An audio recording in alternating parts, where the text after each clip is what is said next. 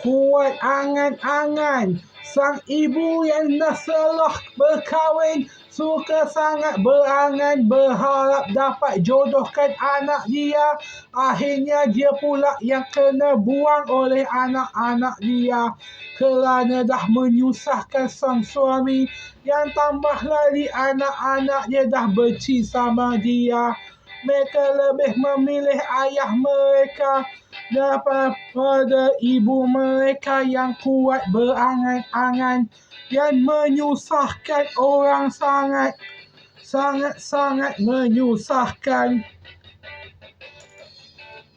Memang menyusahkan sekali dapat ibu yang kuat berangan, yang suka menyusahkan suami.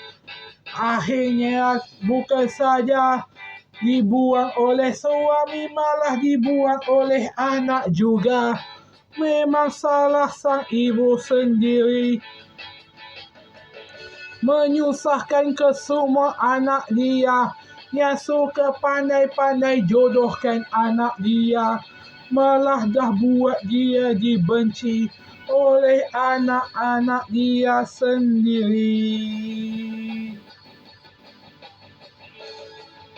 Memang nasiblah.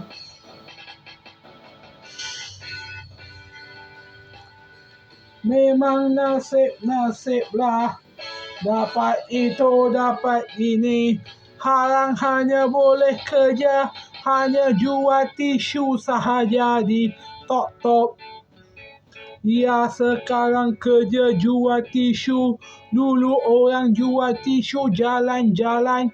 Sekarang jual tisu tepi media sosial. Jual pintu ketuk rumah tanya mau beli tisu. Beli kerana kasihan. Memang nasiblah, memang nasib. Siapa suruh angan-angan menyusahkan anak-anak? Kalau nak angan benda boleh, jangan angan-angan untuk jodohkan anak. Itulah akibatnya.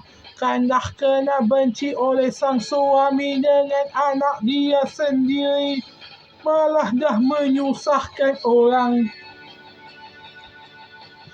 Memang suka sangat berangan. Itulah kalau berangan dah tua pun halu-halu sangat.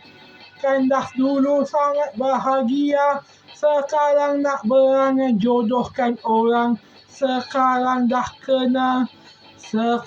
kena jual tisu tepi jalan, yang di tepi media sosial. Memang nasiblah orang kuat berangan.